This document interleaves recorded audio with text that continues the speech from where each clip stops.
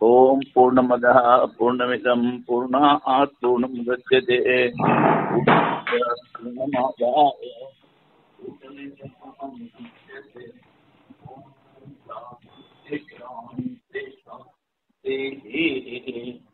శంకరం శంకరాచార్యం కేశవం బాదరాయణం సూత్రభాష్యకృతౌ వందే భగవంతౌ పునః పునః. ఈశ్వరో గురురాత్మేతి మూర్తిభేద విభాగినే వ్యోమవద్వ్యాప్తదేహాయ దక్షిణామూర్తయే నమః. ఓం శాంతి శాంతి. విపర్యాధికరణము సృష్టి చెప్పాడు 5 భూతాలు. ఇప్పుడు లయం విపరీతంగా అవుతుందా లేకపోతే సృష్టి క్రమంలోనే అవుతుందా అన్నది ప్రశ్న అన్నమాట. పూర్వపక్షిది.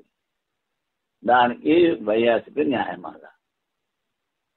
సృష్టి క్రమో లయే జ్ఞేయో విపరీత క్రమో అథవా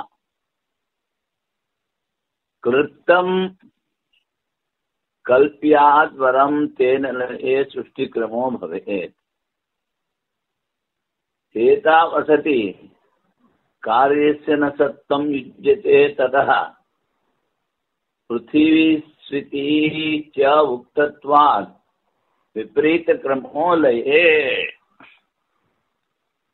సృష్టి క్రమో లయే జ్ఞేయో. ఎలా సృష్టి అయిందో అలాగే లయక్రమం కూడా తెలుసుకోవాలి. లేకపోతే విపరీత క్రమం అథవా లేకపోతే విపరీత క్రమమా అంటే కల్ప్యాద్వరం కృతం ఏదైతే ఉందో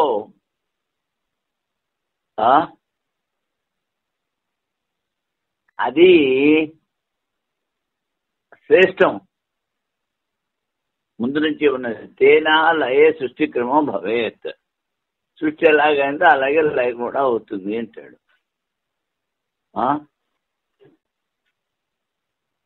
ముందు నుంచి ఉన్నది అదే మంచిది, మళ్ళీ కల్పన ఎందుకు చేయడం విపరీతంగా అని పూర్వపక్షి. సృష్టి క్రమంలోనే లయక్రమం కూడా జరుగుతుంది అంటాడు. ఏతా వసతి కార్యస్య న సత్వం. కారణం లేకుండా కార్యం అవ్వదు. అందుకని తతః పృథివీ స్థితి చే ఉక్తత్వాత్. ఇది శృతి. ముందు జలము పృథివీలో లయమవుతుంది అని శృతి అన్నమాట. విపరీత క్రమం లయే. అందుకని విపరీత క్రమం ఒకటి కారణం లేకుండా కార్యం అవదు. రెండవది శృతి. ఈ రెండింటి ద్వారా విపరీత క్రమమే తెలుసుకోవాలి అని సిద్ధాంతి చెప్పాడు. ఇప్పుడు ఈ వైయాసిక న్యాయమాలకు అనువాదం. ఏది సృష్టి క్రమమో అదే క్రమం లయంలో కూడా తెలుసుకునవలైనా లేక విపరీత క్రమం స్వీకరించవలైనా. కల్పింపబో క్రమం కన్నా కల్పించిన క్రమం శ్రేష్టము. ప్రళయంలో సృష్టి క్రమానుసారము ప్రళయ క్రమం కూడా జరగవచ్చును అనున్నది పూర్వపక్షి. దానికి సిద్ధాంతి జవాబు చెప్తున్నాడు.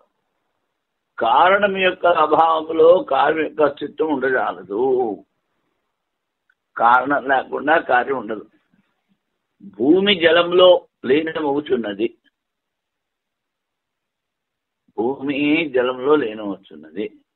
శృతి చెప్తోంది సృష్టి క్రమంగా విపరీతంగా లయక్రమం జరుగును. దీనికి ఇప్పుడు భారతీయ దేశంలో వారి వ్యాఖ్య. సృష్టిలో ఆకాశాల క్రమం ప్రసిద్ధం. ప్రళయంలో కూడా అదే క్రమం స్వీకరించవలెనని పూర్వపక్షం. దాని సిద్ధాంత సమాధానం. కారణం ముందు లీనమైన కార్యములు కొంచెం కాలం ముందులని స్వీకరించవలేను. కారణం లీనం అయిపోయినా కార్యం ఉంటుంది. మరియు రెండో మాట జగత్తుష్ట దేవర్షే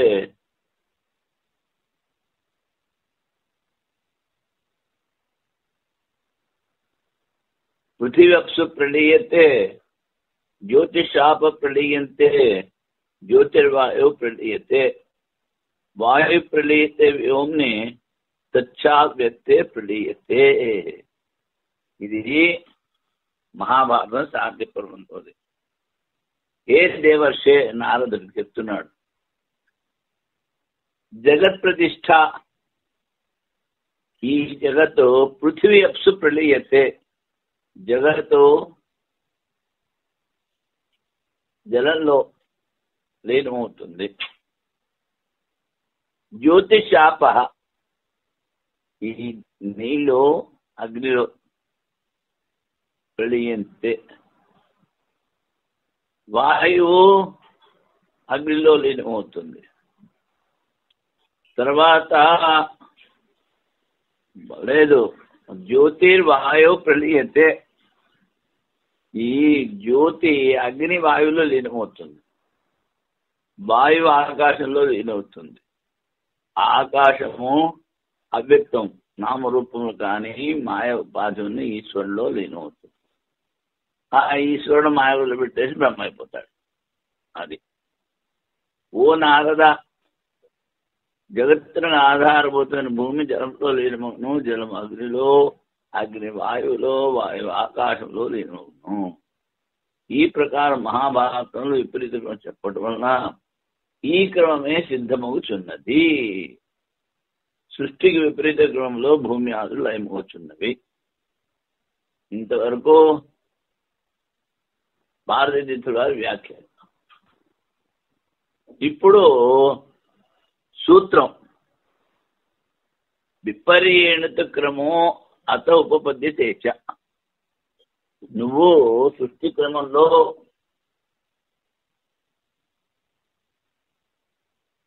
క్రమంలో లయం చెప్పావు.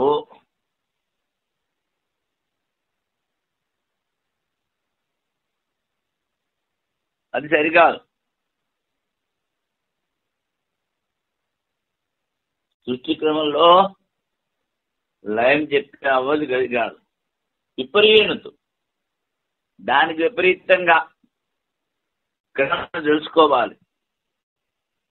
అత ఉపపద్యతే చ, అదే యుక్తి సంగతము అంటాడు. తరువాత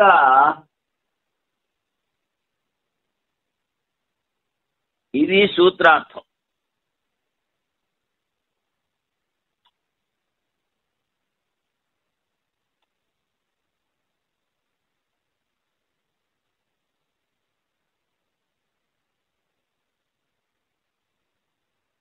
ఇది సూత్రార్థం. ఇప్పుడు ఈ సూత్రానికి అనువాదం, ఉత్పత్తి క్రమమునకు విపరీత క్రమంలో ప్రళయ క్రమం జరుగును. తమ తమ కారణంలో కార్యములు లయం చూడబోతున్నది. కార్యము కారణంలో లీనమవుతుంది. విపరీత క్రమంలోనే లయక్రమము సంభవము. ఎందుకని కార్యం కారణంలో లీనమవుతుంది. కార్యం యొక్క అస్తిత్వము కారణాశనము తర్వాత ఉండినచో అనిష్టాపత్తి. కార్యం ఉండి కారణ నాశనం అయిపోతే అది సరికాదు. ఇష్టం కాని దోషము కలుగును. ఇది ఈ సూత్రానికి అర్థం చెప్పారు, అనువాదం. ఇప్పుడు సూత్ర వివరణ.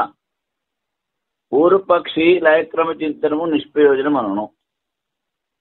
ప్రాసంగిక విచారం వలన బ్రహ్మజ్ఞానం ఫలమును. ఇప్పుడు ఇది బ్రహ్మసూత్రము. ఇది బ్రహ్మసూత్రం చెప్పరా అంటే, ఇలా సృష్టి అయింది, ఇలా లయమైంది, ఇదంతా ఏదో చెప్తా ఉంటాడు వాడు. అంటే అంటాడు, ఓ చూడు నాయన, లయ చింతన అలా ఒకదాంతో ఒకటి లయం చేసుకుంటూ ఆఖరికి బ్రహ్మలో లయం చేయాలి. అలాగే ఇక్కడ శరీరాన్ని ఇంద్రియాల్లో ఇంద్రియాలని, మనస్సులో మనస్సుని, బుద్ధిలో బుద్ధిని, ఆత్మను. ఈ లయ చింతన ద్వారా కూడా బ్రహ్మచింతన అవుతుంది. విచారణ బ్రహ్మధ్యానం ఫలము, ఇది ఫలితం. సిద్ధాంతి ఉత్పత్తి క్రమమునకు విపరీత క్రమంలో లయమగును అవును. ఎందుకు? మెట్లు ఎక్కువ క్రమమునకు విపరీత క్రమంలో దిగుడు చూడబడుతున్నది.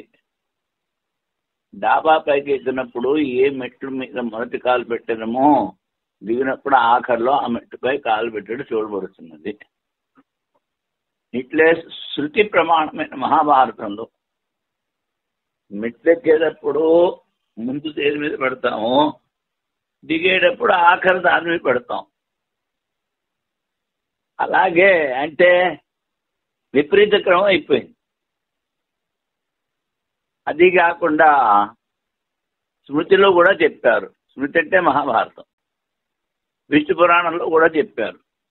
ఇది భారతీయ తీర్థుల వారు వారి వ్యాఖ్యానంలో శ్లోకం నారదుకు చెప్పారు. ఇది స్మృతి ప్రమాణం మహాభారతంలో ఉన్నది, విష్ణు పురాణంలో ఉన్నది. యుక్తి ద్వారా కూడా ఉత్పత్తిని అపేక్షించి విపరీత క్రమంలో ప్రళయం స్వీకరించుటే ఉచితము, న్యాయం. ముక్తి విచారణ చూస్తే కార్యముండగా కారణం యొక్క నాశనం స్వీకరించడం సరికాదు. కారణము నాశనమైన తర్వాత కార్యముండని స్వీకరించడం అసంగతం. దానికి విపరీతంగా కార్యము నష్టమైనను కారణం ఉండును. ముదాదుల్లో చూడబడుతున్నాయి. కుండ పోయినా మట్టి ఉంటుంది. కుండ ఏమిటి? కార్యం అన్నావు, మట్టి కారణం అన్నావు. అందుకని ఉత్పత్తి క్రమంలో విపరీత క్రమంలో లయము జరుగును. అది విపర్యాధికరణం అయింది. దీని తర్వాత అంతరా విజ్ఞాన అధికరణము. అంతర అంటే మధ్యలో అనుకుంటా, సరి చూద్దాం. భూతోత్పత్తి లయక్రమం యొక్క విచార ఫలితం చెప్పబడినది. భూతాల ఉత్పత్తి లయక్రమము, దాని విచార ఫలితం బ్రహ్మధ్యానం చెప్పారు. ఇంద్రియుల ఉత్పత్తి విలయక్రమము ఇప్పుడు విచారింపబడును. ఇప్పుడు ముందు బయట మహాభూతాల సృష్టి లయం చెప్పారు, అది బ్రహ్మాండం. ఇప్పుడు పిండాండం అంటే శరీరంలో ఏ విధంగా లయం అవుతుందో అది విచారం చేస్తారు. అందుకని ఈ రెండింటికి ఒకటే ప్రయోజనం. ఈ అధికరణ అందుకు మొదలుపెట్టారు. విషయం ఇంద్రియముల ఉత్పత్తిలో గల విరోధ శృతులు ఈ అధికరణకు విషయము. ఇంద్రియాలు ఉత్పత్తి అవుతున్నాయి సూక్ష్మ పంచభూతాల ద్వారా. కానీ ఒక చోట ఒకలా చెప్పారు, ఇంకో చోట ఇంకోలా చెప్పారు, ఇంకో చోట ఇంకోలా చెప్పారు. అందుకని భూతోత్పత్తి క్రమానికి ఈ ఇంద్రియ క్రమ ఉత్పత్తికి విరోధం ఉందా లేదా అంటాడు. అది సౌసే. అప్పుడు పూర్వపక్షి అంటాడు, బ్రహ్మము ఆకాశం మధ్యలో ప్రాణం. అంతా అంటే మధ్యలో బ్రహ్మము ఆకాశం మధ్యలో ప్రాణము ఇంద్రియములు మనస్సు యొక్క ఉత్పత్తి వలన భూతోత్పత్తి క్రమములకు విరోధం సుస్పష్టము. ఒక ఉపనిషత్తులో ముందు బ్రహ్మ చెప్పి తర్వాత ఆకాశం చెప్పాలి. ఈ రెండింటికి మధ్యలో ప్రాణము ఇంద్రియాలు మనస్సు చెప్పారు. కనుక ఈ భూతోత్పత్తి క్రమానికి ఇంద్రియోత్పత్తి క్రమానికి విరోధం వస్తుంది అని పూర్వపక్షి అంటాడు. అప్పుడు సిద్ధాంతం అంటున్నాడు, మనస్సు బుద్ధి భౌతికములు ఒకటి వలన ప్రాణాలు కూడా భౌతికములు అవటం వలన ఇవన్నీ పంచభూతంలో అంతర్గతములు. భౌతిక ప్రాణాదులు ఉత్పత్తి క్రమం వేరు కాదు. అందుకని ఇవన్నీ కూడా భూతాలతోనే ఉత్పన్నయ్యాయి. అందుకని ఇక్కడేమీ తేడా లేదంటాడు. అథర్వణశృతి సంపూర్ణ భౌతిక పదార్థం ఉత్పత్తి మాత్రమే చెప్పినదే కానీ క్రమం చెప్పట్లేదు. ఈ ముండకోపనిషత్తు అది పదార్థాల ఉత్పత్తి చెప్తోంది, అందుకని క్రమం చెప్పట్లేదు. నువ్వు క్రమం అంటావు, బ్రహ్మ తర్వాత ఆకాశం రావాలంటాడు. అలా కాదు, అక్కడ అన్నీ ఉత్పత్తి అవుతాయని చెప్పారు. ఎలాగంటే ఒక గుప్పెడు బఠానీ గింజలే తీసుకున్నావు, అవన్నీ ఒకసారి విశ్లేషావు. ఇప్పుడు ఇందులో ఒకసారి విజేసిన తర్వాత దానికి క్రమం ఉండదు. అంటే బ్రహ్మ నుంచి ఇవన్నీ ఒకసారి సృష్టి అయ్యాయి. అలాగే ముండకోపనిషత్తు చెప్తోంది. అందుకని నువ్వు ఒక క్రమాన్ని వెతికితే దొరకదు. మన క్రమం చెప్పలేదు. అందువల్ల భూతోత్పత్తి భంగ ప్రసంగం లేదు. భూతాల ఉత్పత్తికి ఇంద్రియాల ఉత్పత్తికి తేడా ఉంది అంటే సరికాదు ఆయన. ఇవన్నీ కూడా భూతాల నుంచి ఉత్పన్నయ్యాయి. అందుకని ఏమీ భూతాల ఉత్పత్తి క్రమానికి ఏ విధమైనటువంటి భంగము విరోధము లేదు. ఇప్పుడు అంతరా విజ్ఞానాధికరణము. అంతరా అంటే మధ్యలో, భూమికి తర్వాత బ్రహ్మకి ఆకాశానికి మధ్యలో ఏవేవో చెప్పారు. అవన్నీ అలాగాని అడుగుతున్నారు. అది అప్పుడు దానికి వైయాసిక న్యాయమా. కిం ఉక్త క్రమ భంగో అస్తి ప్రాణాద్యే నాస్తివా అస్తి. ప్రాణాక్షమనసాం బ్రహ్మవేతోర్మధ్యే ఈరణాత్. ప్రాణాత్యా భౌతికా భూతేష్వంతర్భూత పృథక్రమం నిశ్చింతో న భంగో అస్తి ప్రాణాదౌ న క్రమః శృతః. కిం ఉక్త క్రమభంగో ఏమిటి? భూతముల ఉత్పత్తి చెప్పావు, దానికి భంగం ఉందా లేదా? విచ్ఛిన్నం భంగం అంటే విరోధం. ప్రాణాద్యైర్ నాస్తివా,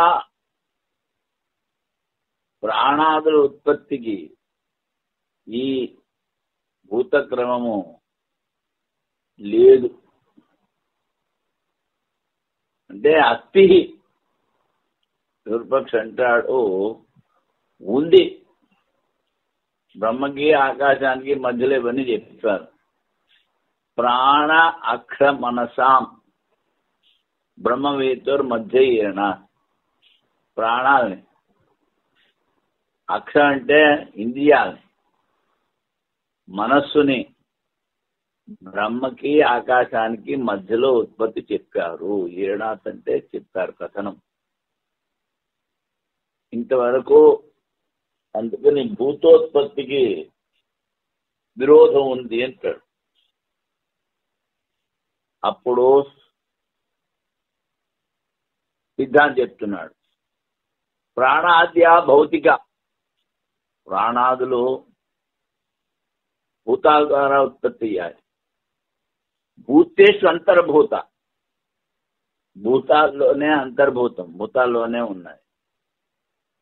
పృథక్రమం నిత్యంతో, ఇవన్నీ చెప్పడానికి విడియా క్రమాన్ని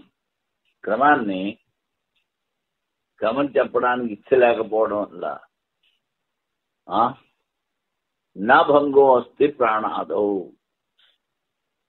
ప్రాణాల ఉత్పత్తికి భంగం లేదు.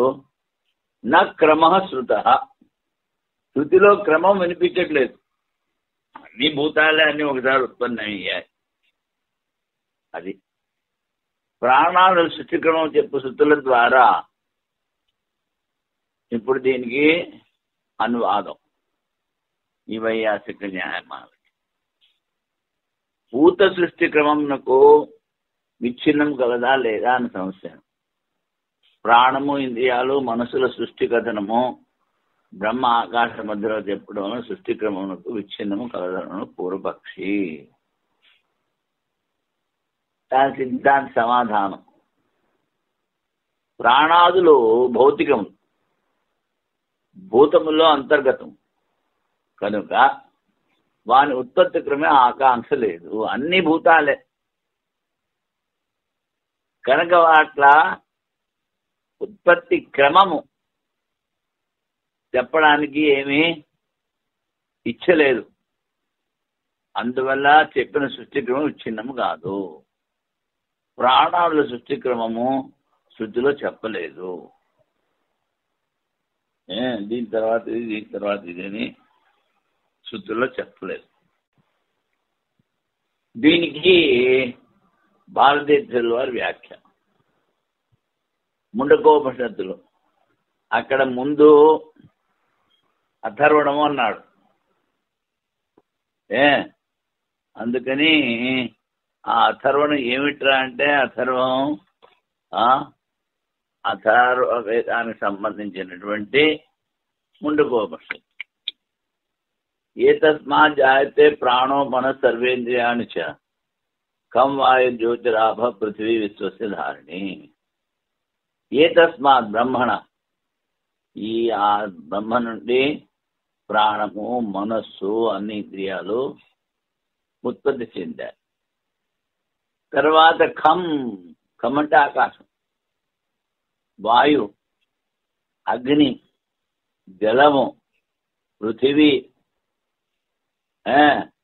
ఇవన్నీ కూడా ఉత్పన్నమయ్యాయి.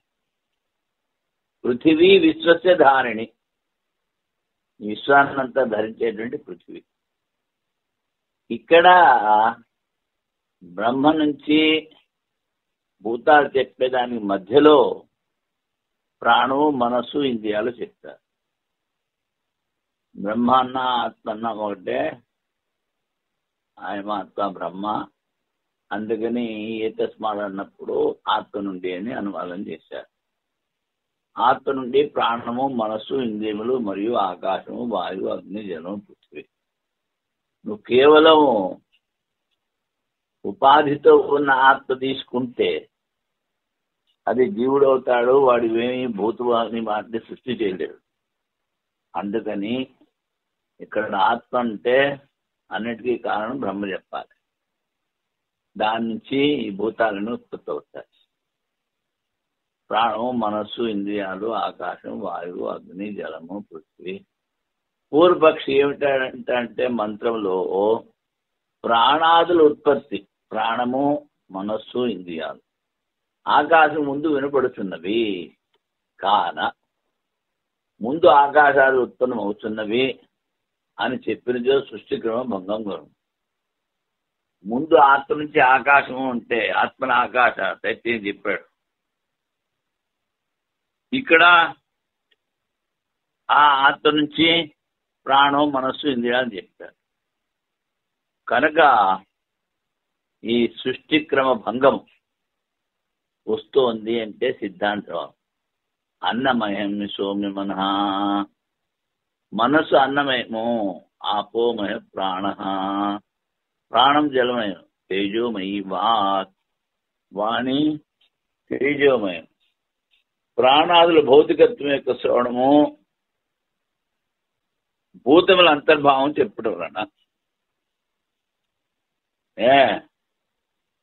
ఈ ప్రాణాదులు భౌతికం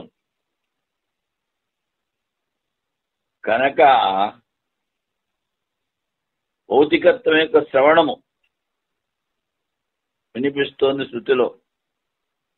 భూతముల అంతర్భావం.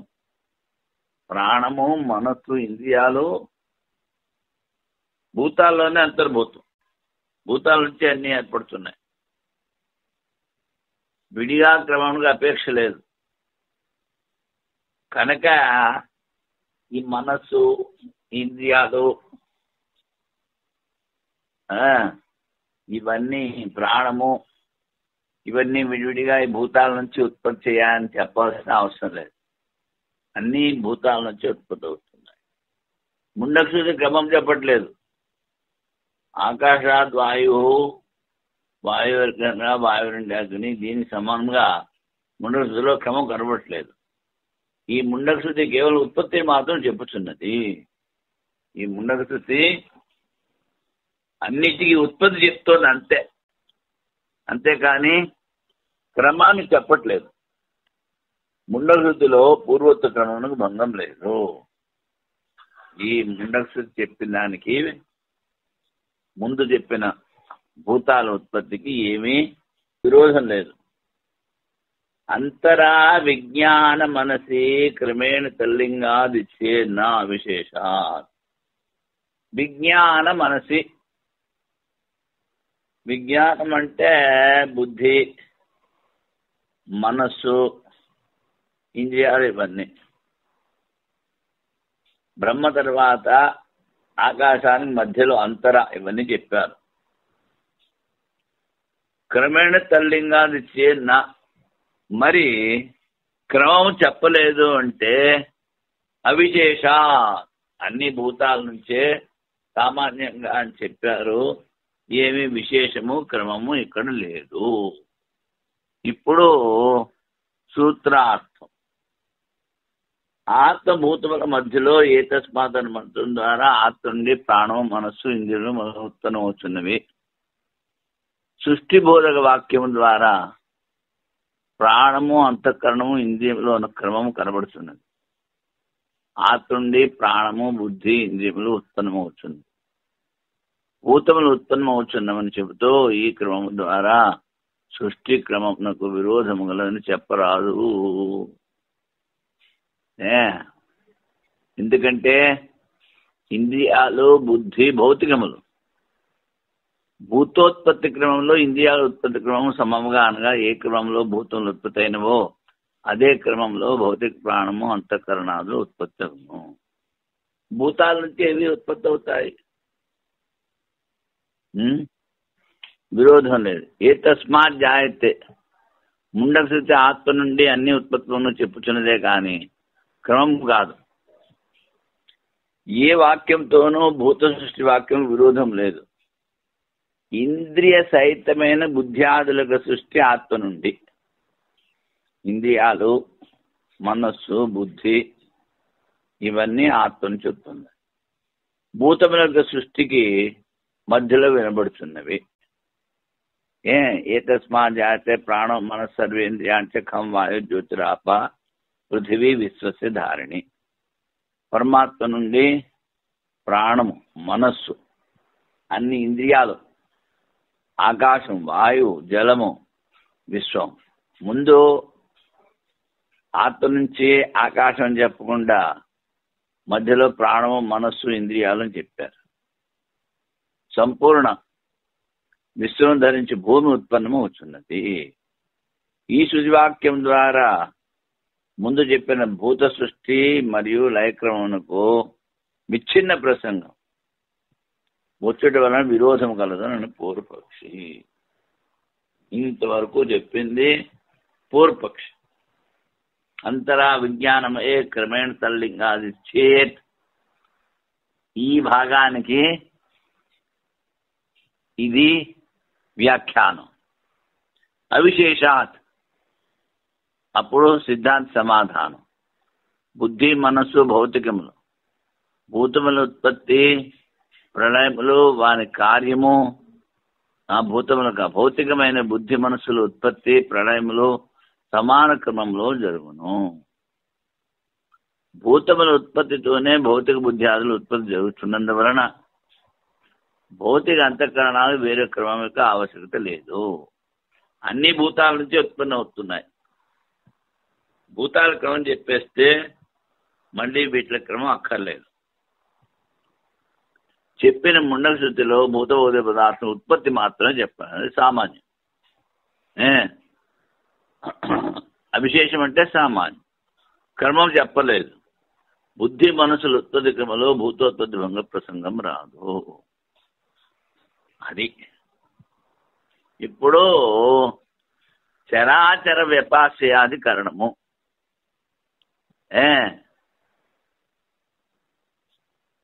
ఈ జీవ విషయంలో చరము అచరము, చరం అంటే కదిలేవి, అచరం అంటే జడములు కదలనివి. మనస్సు రేణిదంతా అచరము. ఇప్పుడు జీవ ఉత్పత్తి, అందులో శృతుడికి విరోధం ఉందని పూర్వపక్షి, లేదని సిద్ధాంతి. విరోధ పరిహారము. జీవోత్పత్తి శృతుల్లో విరోధం లేదు. జీవునికి ఉత్పత్తి చెప్పే దాంట్లో విరోధం. అందుకని చరము అచరముల ఉత్పత్తి ఇందులో చెప్తారు. ఈ అధికరణానికి సంగతి. పంచభూతాల్లో భౌతిక ప్రాణాల్లో కార్యకారణభావం ఉండటం వలన వాటి ఉత్పత్తిలో శృతి విరోధం పరిహరింపబడినది. అన్నీ భౌతికాలే, అందుకని విరోధం లేదని చెప్పావు. జీవుని ఉత్పత్తి క్రమంలో భూతముల ఉత్పత్తి క్రమం విచ్ఛిన్నం అవుతున్నది. ఇది సునిశ్చితం అంటాడు. నిశ్చయంగా ప్రత్యుదాహరణ సంగతి వలన ఈ అధికరణం మొదలైనది. ఇది ప్రత్యుదాహరణ విషయం. జీవోత్పత్తిని చెప్పు వాక్యములు ఈ అధికరణానికి విచారణీయ విషయములు. జీవునికి జన్మ మరణములు కలవా లేవా? నువ్వు జీవుడంటావు, దీనికి ఉత్పత్తి లయము ఉందా లేదా? నా పుత్రుడు జన్మించెను పూర్వపక్షి చెప్తున్నాడు. జాతకర్మాది విధానం, పుట్టాడు వాడికి జాతకర్మ చేయించండి అని వలన జీవాత్మ యొక్క జన్మలను స్వీకరించవలేను అని స్వీకరించో జీవంలో అనిత్యత్వం వాటిలను. వాడు పుట్టాడు మళ్ళీ చచ్చాడు అంటే శరీరం పుడుతోంది చస్తోంది, లోపల ఉన్న ఆత్మ చావదు. కుండ బద్దలైతే కుండలో ఉన్న ఆకాశానికి ఏమీ అంటుకోదు. అందుకని కానీ వాడేమిటంటాడు, అధ్యాసము ద్వారా ఆ శరీరాన్ని జీవుడు అనుకుని వాడు పుడుతున్నాడు చస్తున్నాడు అని చెప్తే వాళ్ళలో అనిత్యత్వ ప్రసంగం వస్తుంది అంటాడు. అప్పుడు చెప్తున్నారు, నా జీవో మ్రియతే అని శృతి. జీవుడు నిత్యము, వాడికి జన్మ మరణాలు లేవు అని శృతి చెప్పారు కనుక నువ్వు చెప్పింది సరికాదు. ఇంతవరకు ఈ చరాచర వ్యపాస్య అధికరణానికి అధికరణం యొక్క 5 విషయాలు అయ్యాయి. ఇప్పుడు వైయాసిక న్యాయమాల. జీవస్య జన్మ మరణే వపుషోభా ఆత్మనోహితే జాతో మే పుత్ర ఇత్యుక్తే జాతకర్మాదిస్తథా ముఖ్యే తే వపుషో బాత్తే జీవస్య ఏతే అపేక్షే జాతకర్మ అంటే లోకోక్తి జీవాపేతేతి శాస్త్రతః.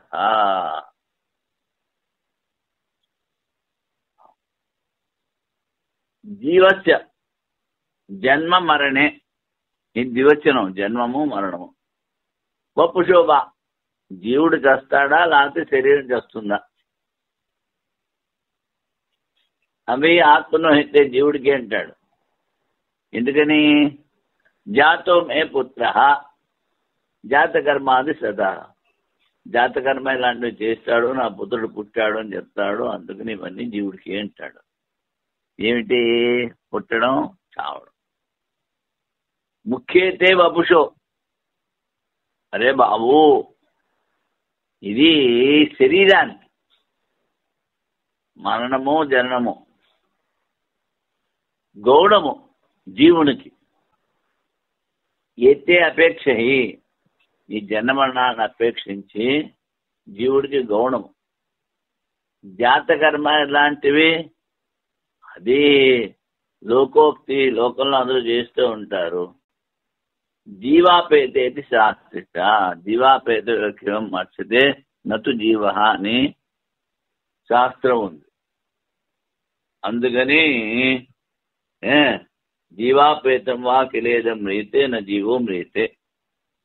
ఈ శాస్త్రం ద్వారా జీవుడు మరణించేలేదు అని అర్థం. ఈ జీవాపేతం వా కిలేదం మ్రీతే నా జీవో మ్రీతే అంటే జీవ చైతన్యం శూన్యమైన దేహము నాకు మృత్యువు కాదు. జీవ చైతన్యం, జీవ చైతన్యం అంటే ప్రతిబింబిత చైతన్యం, సూక్ష్మ శరీరం, అది పోతుంది. చైతన్యమైన జీవునికి మృత్యువు లేదు, బింబరూపమైన చైతన్యానికి మృత్యు లేదు అని చెప్తారు. ఈ వైయాసిక న్యాయమాలకి ఇప్పుడు అనువాదం. జనన మరణములు జీవునికా లేక శరీరమునకా? నా పుత్రుడు జన్మించాడు వ్యవహారంలో శాస్త్రంలో జాతకర్మాలను విధించడం వలన జీవునికి జన్మ మరణము కలవని ప్రతీతం అవుతున్నది.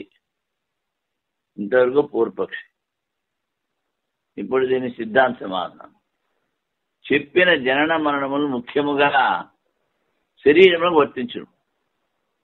జీవునికి గౌణము, గౌణం ఎప్పుడు ముఖ్యం కాదు. గౌణమైన జన్మ మరణముల అపేక్షను అనుసరించే లోక వ్యవహారము. గౌణమైన శరీరాన్ని అపేక్ష తీసుకుని దాన్ని తీసుకుని లోకంలో చచ్చాడు, పుట్టాడు అంటాడు. కర్మశాస్త్రం యొక్క ప్రవృత్తి కూడా ఈ గౌణానికి అనుసరించి, లోకాన్ని అనుసరించి. ఎందుకని జీవాపేతం వావాకిలం గీతే న జీవ అని శాస్త్రం. జీవశూన్యమైన శరీరం వర్ణించును. ప్రతిబింబం పోతుంది మనసుతో పాటు. చైతన్యం అన్ని చోట్ల ఉంది, సచ్చిదానందం అది. అందుకని చైతన్య జీవుడు మరణించడు. ఇంతవరకు వైయాసిక న్యాయమాలకు అనువాదం. ఇప్పుడు భారతీయ తీర్థుల వారి వ్యాఖ్య.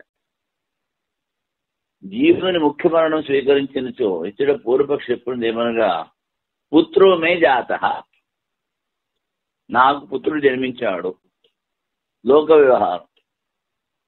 అప్పుడు శాస్త్రం చూసి జాతకర్మ సంస్కారం చెప్తాడు. అందువల్ల జీవునికి జనన మరణాలు ఉన్నాయి అని చెప్పాలి అంటాడు. ఇది పూర్వపక్షం. దీనికి సిద్ధాంత సమాధానం. జీవుని ముఖ్య మరణం స్వీకరించినచో చేసిన కర్మల నాశనము, చేయని కర్మల ఫలము వచ్చుట దోషము నివారణ ఉండదు. జీవుడే తెచ్చాడు అనుకో, వాడు చేసిన కర్మలు ఎక్కడికి పోతాయి? అందుకని చేసిన కర్మల నాశనము, చేయని కర్మల ఫలము వచ్చును. అందువల్ల దేహమునకు కలుగు జనన మరణంలో చైతన్య జీవనంలో గౌణ దృష్టితో చెప్పబడుచున్నవి. ఇవి గౌణ ఔపచారికము లేదా గౌణముగా భావించిన జన్మ మరణముల అపేక్ష అనుసరించి లోక వ్యవహారం. లోక వ్యవహారం గౌణమైన శరీరాన్ని పట్టుకొని అదే కర్మకాండలో ప్రవృత్తి. ఉపనిషత్తులో చెప్తారు, జీవాపేతం వాకిలేదం మ్రియతే న జీవో మ్రియతే. జీవ చైతన్య శూన్యమైన దేహము నాకు మృత్యువు కలదు, కానీ చైతన్యమైన జీవునికి మృత్యువు లేదు. జీవరహితమైన శరీరమునకు ముఖ్య మరణము కలదే కానీ జీవునికి మృత్యువు లేదని చెప్పి, అంటే ప్రతిబింబమైనటువంటి చైతన్యం మనస్సులో, ఆ మనసు శరీరంలో ఉంటుంది. ఆ సూక్ష్మ శరీరం కర్మలకు అనుసారం పోతుంది. ఈ శరీరం ఏదైతే పుడుతోంది చచ్చుతోందంట అది పోతుంది. అంతేకాని బింబరూపమైన చైతన్యం ఎక్కడికి పోదు, రాదు. అందుకని జీవునికి మృత్యువు లేదు. శరీరమునకే జన్మ మరణములను చెప్పబడింది. ఇప్పుడు ఈ అధికరణలో వచ్చిన సూత్రం చరాచర వ్యపాశ్రయ స్యాత్ తద్వ్యపదేశో భాక్తః తద్భావ భావితత్వాత్. ఈ వీటన్నిటి ఉత్పత్తి, మళ్ళీ ఉత్పత్తి యొక్క ఉపదేశం, ఇదంతా గౌణము. ఎందుకని ఉత్పత్తి అయ్యే శాస్త్రం కూడా చెప్తోంది. అధ్యాస అపవాదాభ్యాం నిష్ప్రపంచం ప్రపంచం, అంటే ఆ బ్రహ్మ గురించి, ఆత్మ గురించి చెప్పడానికి ముందు అంతా అధ్యాసం చేసి సృష్టి చెప్తారు. మళ్ళీ సృష్టి అంతా ఏమీ లేదు, ఉన్నది ఒకటే, అదే బ్రహ్మం, అదే నువ్వు అని చెప్తారు. అందుకని అజ్ఞానికి బోధ చేయడానికని శృతి జనన మరణాలు చెప్తోంది. జనన మరణములు ఈ లౌకిక పరంపర స్థావర జంగ దేహములకు ముఖ్యము. స్థావరం అంటే స్థిరంగా ఉంటాయి, చెట్లు చామలు ఇవి. జంగమం అంటే కళ్ళే జీవ జంతువులు, మనుష్యుడు. జీవుల్లో గౌణము. ఎందుకనగా జనన మరణముల ఉపదేశం దేహం యొక్క ఉత్పత్తి నాశనం అనుసరించి చెప్పారు. జనన మరణం దేహాన్ని గురించి. దేహం ఉత్పత్తి అయిన జాతకర్మాది విధానం కాదు. శాస్త్రంలో జీవుని ఉత్పత్తి చెప్పే వాక్యములకు విరోధం లేదు.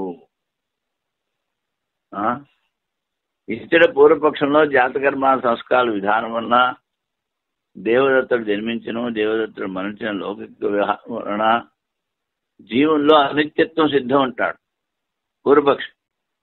అప్పుడు సిద్ధాంతం చెప్తున్నాడు, నా జీవో మ్రియతే,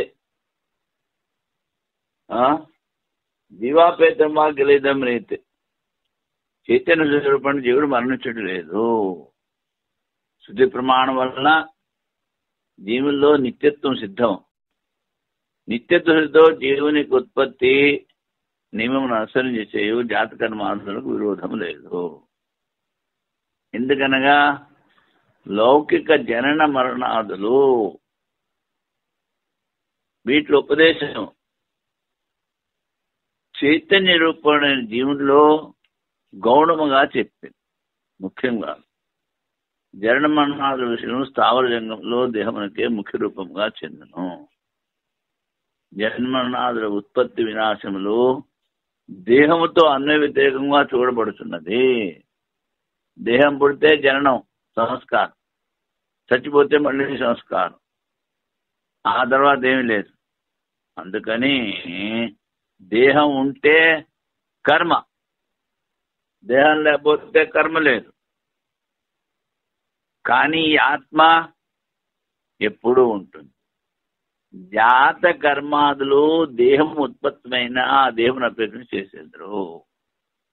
కాన చైతన్యమైన జీవోత్పత్తి అభావం వలన జీవుని నిత్యత్వం సిద్ధము. జీవోత్పత్తి చైతన్యం, అది ఉత్పత్తి కాదు. ఆకాశం గడ్డంలో దూరిందని కాదు, కుండ చేస్తాం అంతే. ఆకాశం మొదటి నుంచి ఉంది. అదేవిధంగా జీవుని నిత్యత్వము ఉన్నారు. ఇప్పుడు చరాచర వ్యపసేదాకరణం అయిపోయింది. దీని తర్వాత ఆత్మాధికరణం. ఇక్కడ దేహంతో పాటు ఆత్మ కూడా నశిస్తుందా లేదా అని అడుగుతాడు అనుకుంటా. సరే చూద్దాం. ప్రతి దేహమునకు ఉత్పత్తి నాశం లేకపోయినను కల్పనకు మొదలలో కల్పనకు అంతంలో జీవునికి ఉత్పత్తి నాశం ఎందుకు స్వీకరించరు? అది ఆత్మనాశాన్ని ఎందుకు స్వీకరించరు అంటాడు. ఇది ప్రతిదాహన. ఆత్మ యొక్క నిత్యత్వ అనిత్యత్వములు అధికరణ విచారణ ఈ విషయం. ఆత్మ నిత్యమా అనిత్యమా? కల్పాదిలో ఆకాశంలో జీవుడు బ్రహ్మ నుండి ఉత్పన్నం అవుతున్నాడా లేదా? ఆకాశం ఉత్పత్తి అయిందన్నావు, అలాగే జీవుడు కూడా ఉత్పత్తి అయ్యాడా లేదా? సృష్టికి పూర్వము అద్వైతం చెప్పడం వలన అగ్ని నుండి అగ్నికరణలు ఉత్పన్నము రీతిలో బ్రహ్మ నుండి జీవుడు ఉత్పన్నమవును. అది బ్రహ్మ నుండి జీవుడు ఉత్పత్తి అవుతాడు. ఇది విశిష్టాద్వైత మతం. అగ్ని నుంచి అగ్ని కణాలు అంటే వెంటనే తెలుసుకోవాలి. సిద్ధాంతం అంతఃకరణాలు ఉత్పన్నమైన తర్వాత అద్వైత బ్రహ్మం జీవరూపంతో దానిలో ప్రవేశించును. అద్వైత బ్రహ్మం అందులో ప్రతిబింబిస్తుంది. దాన్ని మనం జీవుడు అంటున్నాం. జీవుని జన్మ ఔపాధికం, అజో నిత్య శాశ్వతం పురాణం అనుసృతి ద్వారా జీవుని నిత్యత్వం చెప్పబడినది. ఇప్పుడు వైయాసిక న్యాయమా కల్పాదో బ్రహ్మణో జీవో వియద్వజ్జాయతే నవ సృష్టి ప్రాగ్ అద్వైతోక్తే జాయతే విస్ఫులింగవత్ బ్రహ్మాద్వయం జాత బుద్ధౌ జీవత్వేన విశేష్ స్వయం ఔపాధికం జీవజన్మ నిత్యత్వం ఉచ్చుత శృతం. ఈ సృష్టికి మొదట్లో బ్రహ్మ నుంచి జీవుడు ఉత్పత్తి అవుతాడా లేదా? వియద్వత్ దృష్టాంతం ఏంటి? ఆకాశం ఉత్పత్తి అవుతుందన్నావు, ఉన్నది అద్వైత బ్రహ్మము. అలాగే జీవుడు కూడా ఉత్పత్తి అవుతాడా లేదా? నవ సృష్టి ప్రాగ్ అద్వైతోక్తే. ఎందుకని? సృష్టి మొదలు అద్వైత ఆత్మ ఒకటే ఉందని చెప్పావు. సృష్టి అయిన తర్వాత జాయతే విస్ఫులింగవత్. విస్ఫులింగం అంటే అగ్ని కణాలు. అగ్ని కనుక ప్రజ్వలం చేస్తే అందులోంచి అగ్ని కణాలు వస్తూ ఉంటాయి. అలాగా సృష్టికి మొదట్లో ఆ పరబ్రహ్మ నుంచి ఈ జీవులందరూ ఉత్పత్తి అయ్యారు అంటాడు.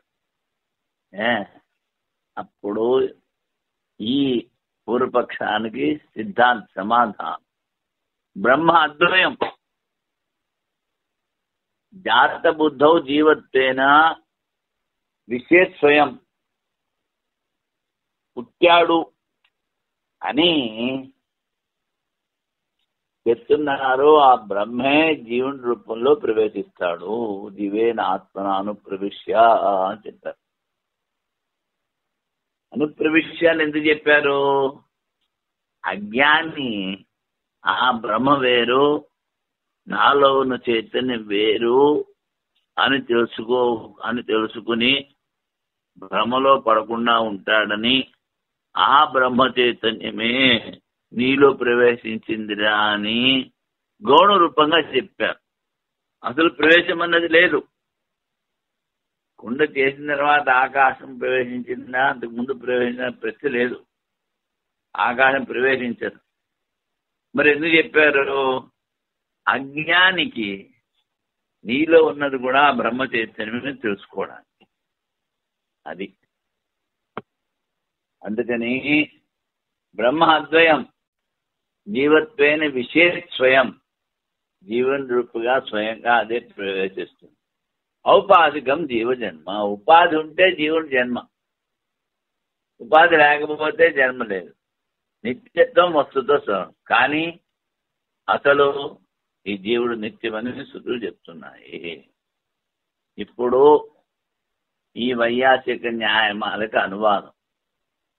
కల్పనకు ఆరంభంలో ఆకాశంలో బ్రహ్మ నుండి జీవుడు ఉత్పన్నమవునా లేదా? సంశయం. సృష్టి పూర్వము అద్వితీయత్వ కథనం ద్వారా అగ్ని నుండి అగ్నికణం ఉత్పన్నమవునట్లు జీవుడు బ్రహ్మ నుండి ఉత్పన్నమవునని శృతి వలన జీవునికి ఉత్పత్తి ఉన్నదని పూర్వపక్షి కథనము. సిద్ధాంతి జవాబు. సిద్ధాంతి అంటాడు, బుద్ధి ఉత్పన్నమైన తర్వాత అద్వితీయ బ్రహ్మం జీవ రూపంలో దానిలో ప్రవేశించును గాన జీవన జన్మ ఔపాధికము. ముందు పంచభూతాలతో శరీరం ఏర్పడుతుంది, అప్పుడు అందులో ప్రతిభిస్తాడు. జీవన నిత్యత్వం వాస్తవికము. ఇంతవరకు వైయాసిక న్యాయమాల అనువాదమైంది. ఇప్పుడు భారతీయ తీర్థుల వారి వ్యాఖ్య. పూర్వపక్షం ఏమంటాడు? ఏకమేవ అద్వితీయం, ఒకటే అద్వితీయ బ్రహ్మము. సృష్టికి ముందు అద్వితీయత్వం శృతిలో చెప్పారు. ఈ శృతి వాక్యం బ్రహ్మ కన్నా భిన్నమైన జీవుని ఉత్పత్తి స్వీకరించదో సిద్ధమగును. అద్వైత బ్రహ్మం ఒకటే ఉందని చెప్పారు కనుక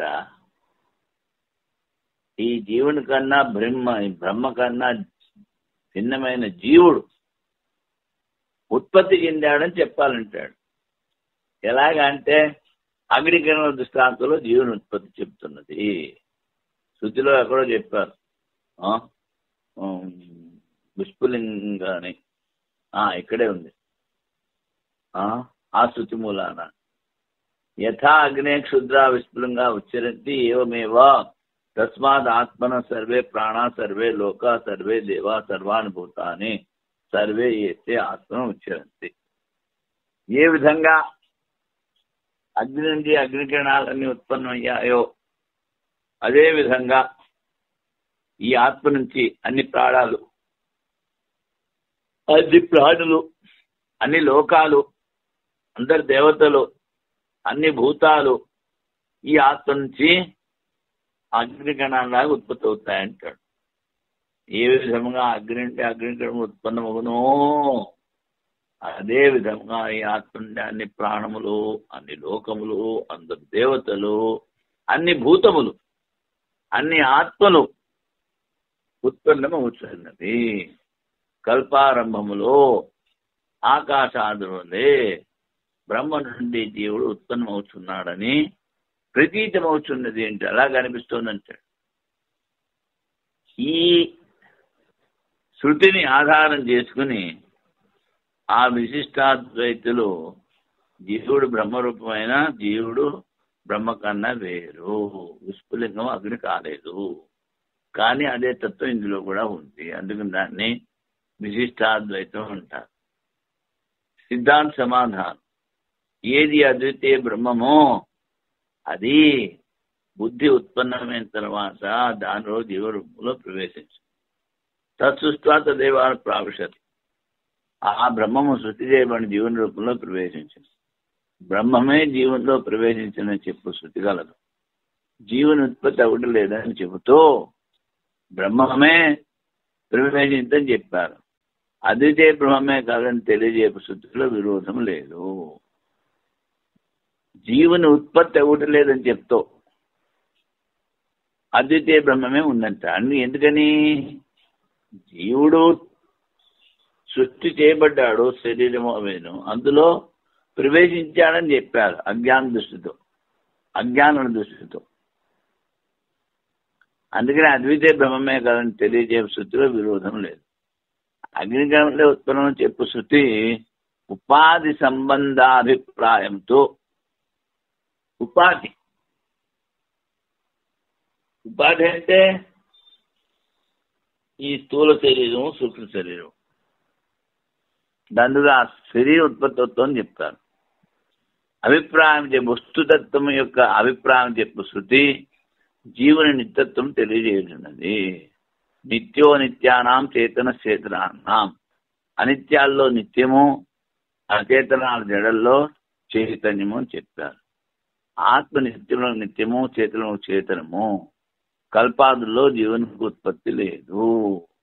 అందుకని కల్పంలో జీవునికి ఉత్పత్తి లేదు. దీనికి ఈ అధికరణానికి, ఆత్మాధికరణానికి సూత్రాలు తర్వాత చెప్పుకుందాం. ఓం పూర్ణమద పూర్ణమిదం పూర్ణాత్ పూర్ణముదచ్యతే పూర్ణస్య పూర్ణమాదాయ పూర్ణమేవావశిష్యతే. ఓం శాంతి శాంతి శాంతి. శంకరం శంకరాచార్యం కేశవం బాదరాయణం సూత్రభాష్యకృతౌ వందే భగవంతౌ పునః పునః. ఈశ్వరో గురురాత్మేతి మూర్తిభేద విభాగినే వ్యోమవద్వ్యాప్తదేహాయ దక్షిణామూర్తయే నమః. ఓం శాంతి శాంతి శాంతి.